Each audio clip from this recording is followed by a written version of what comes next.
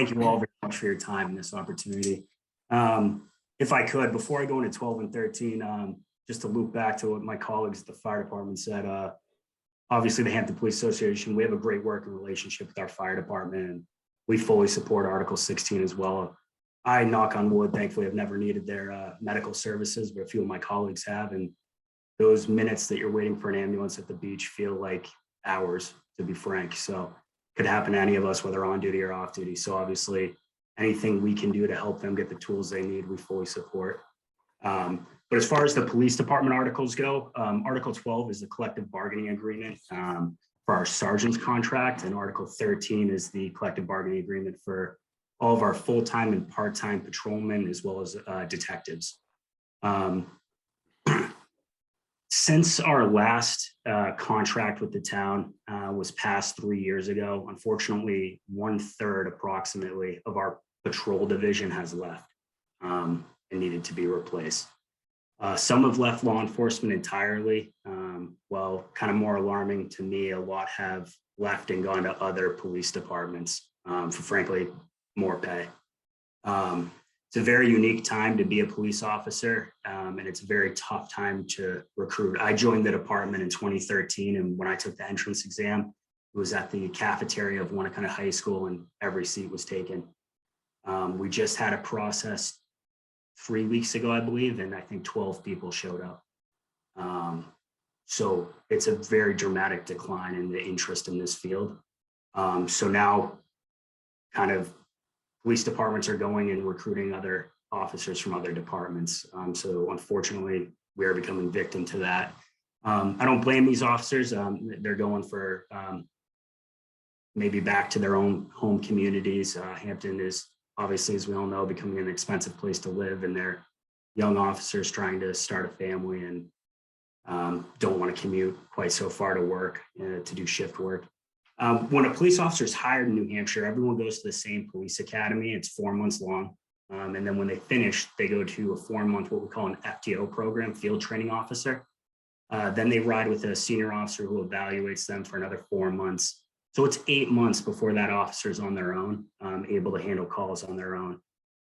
So that's 8 months that we invest into our new officers, only for sometimes for them to leave and join other departments. So it's a very bad return on investment, obviously. So we're seeking to remedy that with our wage increases to bring us in line, frankly, with the departments that we're losing people to. Most notably Manchester and Nashua, although we had a part-time officer who, by all accounts, would have been given a job full-time if he had applied. However, he didn't apply because he wanted to apply to Litchfield, New Hampshire, because they were going to pay him more money. So that's unfortunate to us. And frankly, we need to stay competitive in order to recruit people. Our second biggest issue, obviously, for recruitment's number one. Retaining is number one. Recruitment's second to that. One of the concessions the union made in this contract is the town will now have the ability to hire certified officers from other communities that are looking for a change or looking to come to our community to work, and will honor their years of service. So an example of that would be officer in Hampton Falls who maybe has 5 years on, decides, hey, they want a little bit more diversity in type of calls, different assignments. So they look to come over to Hampton. Instead of, as currently, they would start at our bottom pay scale, they'll now come over at their same years of service will be honored and brought over. It's kind of a no-brainer. Everyone in our association seemed to understand that that's how we're going to get the best quality candidates to continue to serve the community to the best of our abilities. Be happy to answer any questions. I thank you all very much for your time and your support of Article 12 and 13. And Chris, thank you very much for all the effort you've done for us. And it's greatly appreciated by our membership. Well, thank you, Clay. I mean, I think the sign that is up in the front yard of so many people's homes says it all. That the police are always there when we need them, and now they need us. So, yeah, we need to all get out there and support Articles 12 and 13. Any questions for Clay? I have one. Sure, go ahead. I worked with Officer DeMarco for 3 years at Hampton Academy. He's outstanding, by the way. But what about Fort Smith with the two police officer positions, will you be talking about that? Yeah, it's kind of a unique one for me. Obviously, I'm the president of the association, so the association hasn't taken an official stance on it. I could talk about it if you'd rather. Well, I'll go with this. When we're allotted 70 part-timers, I think we're down to less than 20.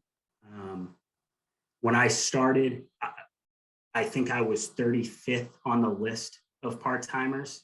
So I had 34 people above me in seniority. And we managed to get by. We don't have those numbers anymore down at the beach, frankly. We're obviously a year-round community and we police every square inch of the town year-round. But the nature of law enforcement is we're busy where the people are. If people are all uptown, we'll be busy uptown. If they're all down on the beach, that's where we're going to wind up being busy. We don't have the staffing like we used to have years ago.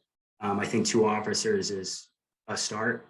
To me, what we need is we need our part-time ranks rebolstered, but that's unfortunately an issue at the state level. That certification might no longer exist in the short future, unfortunately. So I would much rather see a green uniform walking around Hampton Beach than I would an outside agency. Obviously, we'll do whatever we need to do to keep the town safe, but I would much rather be a Hampton employee, that's for sure. So as I understand, they used to have like 60 part-time employees in the summertime. And so now they have like 18 and only 12 of those are active part-timers in the summer. The state has stopped the part-time academy. So even if we hired someone right now, we couldn't even train them for part-time work in the summer. So the police are proposing that we hire 2 full-time people to help support our summer staff, but that would also be year-round. So the issue is because so many people are not only leaving the field, it's more difficult to find people to work for part-time in the summer when our population grows so much. So we have to figure out a way to support our police all summer long when we're dealing with that population influx. And so one way to deal with that is to now hire 2 full-time police officers year-round. So I just want to make sure everybody understands that because that's very challenging, especially in the last few summers where we see such an increase in attendance. And Amy, is that on the warrant this year? Yeah, that's Article 14 Okay. for 2, is that right, Clay? Yeah, that's correct. Yeah, 2 full-time police officers. So our safety is really in jeopardy because look how leanly we're operating, that we can't even fund a second ambulance for the beach, or we can't even fund our full-time police officers. So this is really important, especially as our population ages. Yep. Any other questions? Okay. Well, Clay, again, thank you very much for coming tonight. Thank you for all that you're doing and all of your members are doing to, keep us safe. Thank you very much. And we all appreciate the support from our community. It's truly a blessing to work here. I have friends who work in law enforcement all across the country, and we're treated very well in this town, and we're happy about that. And if you don't have a sign in your front yard supporting the police, let me know because we still got some, and let's get them out there.